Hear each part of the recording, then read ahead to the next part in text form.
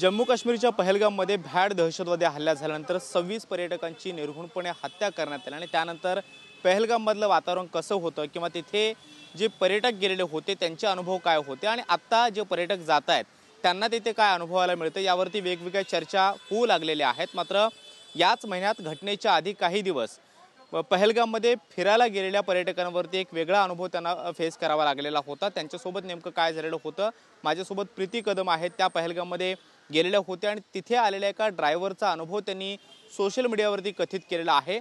नेमकं त्यांच्यासोबत काय झालेलं होतं हे आपण जाणून घेणार आहोत। प्रीती मॅडम, तुम्ही याच महिन्यामध्ये पहलगाममध्ये गेलेला होतात आणि तुम्ही ज्या टूर्स अँड ट्रॅव्हल्सच्या कंपनीकडून हे पॅकेज बुक केलेलं होतं तिथे या कंपनीच्या माध्यमातून जो ड्रायव्हर तुम्हाला देण्यात आलेला होता त्याच्याबद्दल एक वाईट अनुभव तुम्हाला पाहायला मिळाला, ऐकायला मिळाला आणि किंवा फेस केला, काय नेमकं झालेलं होतं आणि तुम्ही त्या सगळ्याचा सविस्तर वृत्तांत काय सांगताय?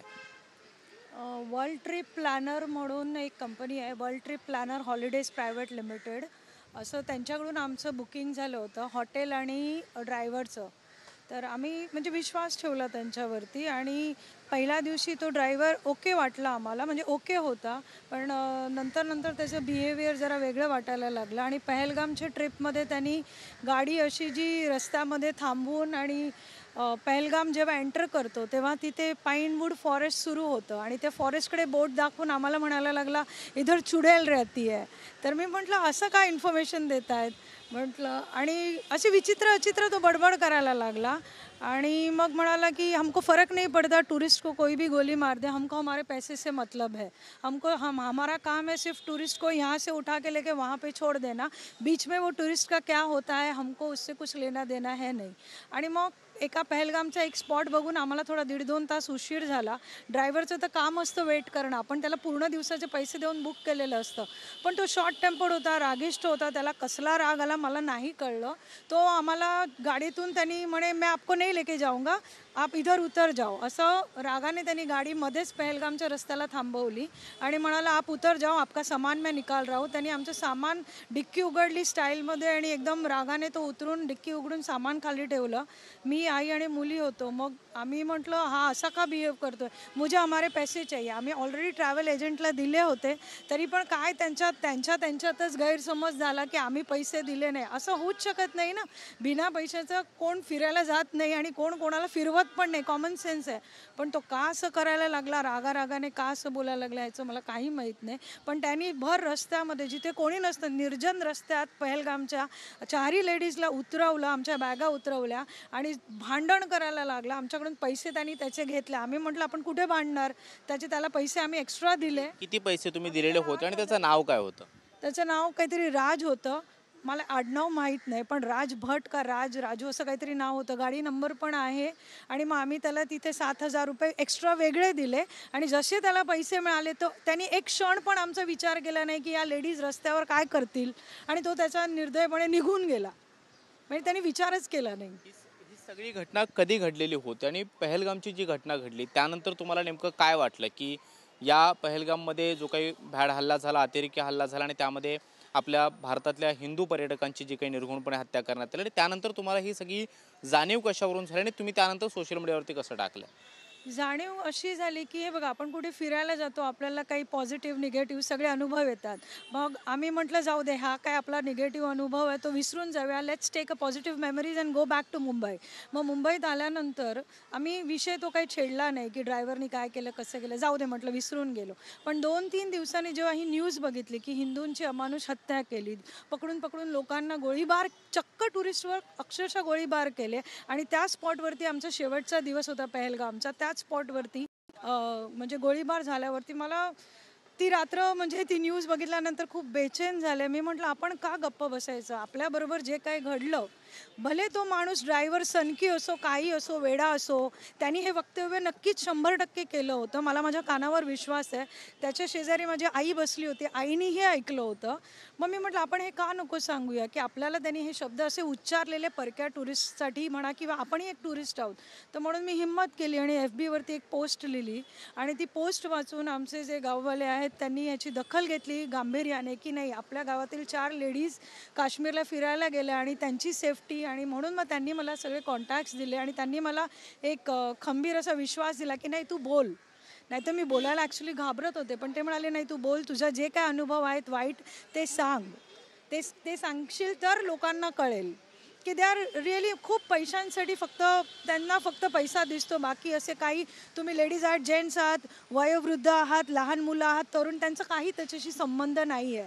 आणि जेव्हा हे हिंदूंना मारल्यानंतर असं सगळं जे बघितलं तेव्हा मला खरोखरच राग आला. आपणही आपल्या देशाप्रती काहीतरी देणं लागतो आणि कुठेतरी मला असं वाटलं घाबरून चालणार नाही, आणि म्हणून मी इन्फॉर्मेशन तुम्हाला दिली. एक प्रश्न तुम्हाला आवर्जून विचारावा वाटतो, कारण जम्मू काश्मीरमधल्या स्थानिकांकडून ही वागणूक दिली गेली असं म्हटल्यानंतर एक प्रश्न सातत्यानं येतोय, तो म्हणजे स्थानिक मुस्लिम होते की हिंदू होते. कारण जम्मू काश्मीरमध्ये त्या पातळीवरती जी वागणूक हिंदू पर्यटकांना आत्ता जे काही संकट ओढावलेलं आहे त्यावरून तिथल्या स्थानिकांवरती जेव्हा दोष देणे होतं तेव्हा तिथल्या स्थानिकांच्या मुस्लिमांवरती प्रश्न उपस्थित केला जातो. तर हा ड्रायव्हर हिंदू होता, मुस्लिम होता, तुम्हाला त्याचे काही इंडिकेशन्स तेव्हा मिळालेले होते का, जेणेकरून तो तुम्हाला अशी वागणूक देतोय?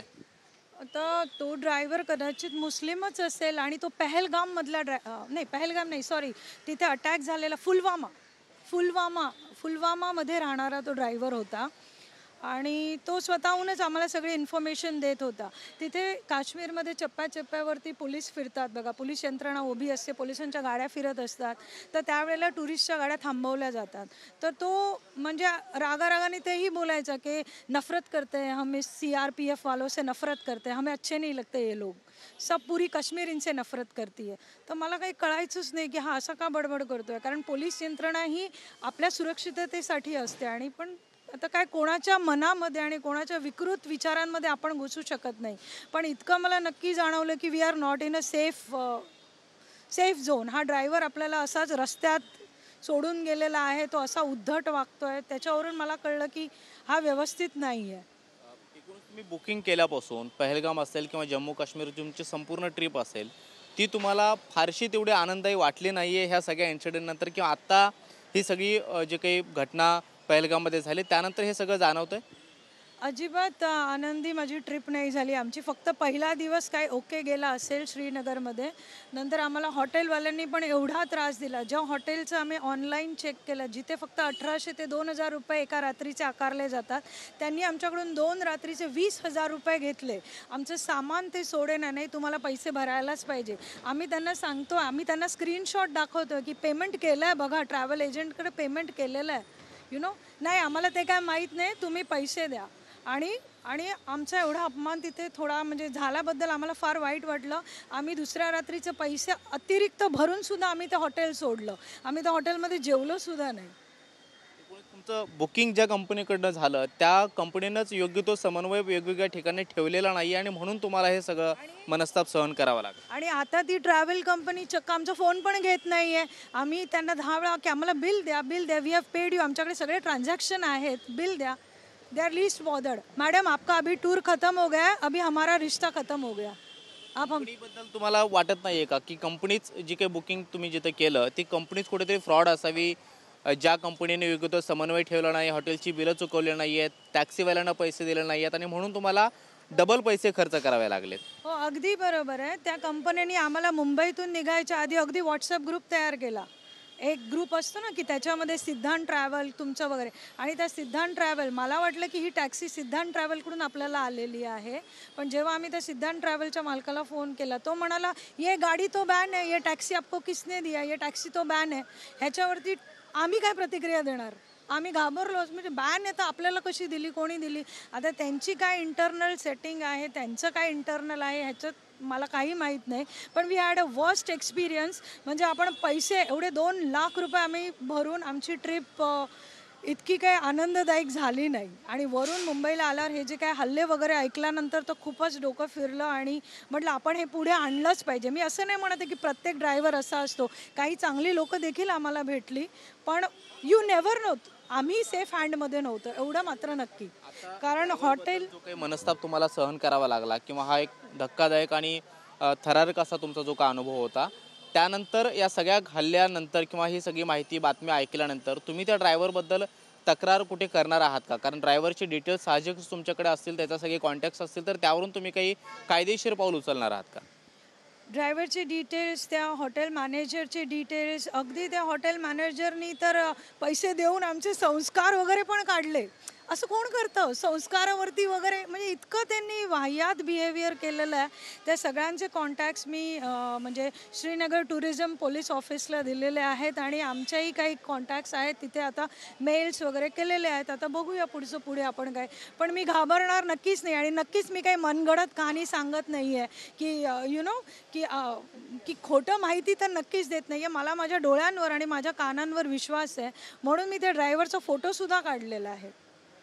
प्रीती कदम आपल्यासोबत होत्या, ज्या जम्मू काश्मीरच्या ट्रिपवरती होत्या, पहलगाम फिरलेल्या होत्या. मात्र या हल्ल्याच्या आधी ते टूर संपलेले होते आणि त्या पुन्हा परत आलेल्या होत्या. मात्र या सगळ्यानंतर त्यांना तिथे जे काही फेस करावं लागलं किंवा ड्रायव्हरबद्दल वाईट अनुभव आले, हॉटेल बुकिंगबद्दल जे काही वाईट अनुभव आले आणि एकूणच त्यांची ज्या टूर कंपनीकडनं हे बुकिंग झालेलं होतं त्या टूर कंपनीविषयी जे काही फसवणुकीचे प्रयत्न झाल्यासारखं असं त्यांना जे काही जाणवलं ते सगळं त्यांनी आता पुन्हा एकदा आपल्या शब्दामध्ये मांडलेलं आहे. त्यामुळे एका ड्रायव्हरच्या त्या वाक्यांमुळं जो काही आक्षेप घेतला जातोय की इथल्या पर्यटकांवरती कोणी गोळीबार केला तरी आम्हाला काही फरक पडत नाही, या एका वाक्यानंतर आणि पहलगाममधल्या हल्ल्यानंतर प्रीती कदम यांनी आपली सविस्तर भूमिका मांडलेली आहे. त्यामुळे अशा लोकांवरती कारवाईसाठी काय नेमके पावलं उचलले जातात हे पाहणं महत्त्वाचं असणार आहे. कॅमेरामन मोहन दुबेसोबत कृष्णा सोनारवाडकर, TV9 मराठी, मुंबई.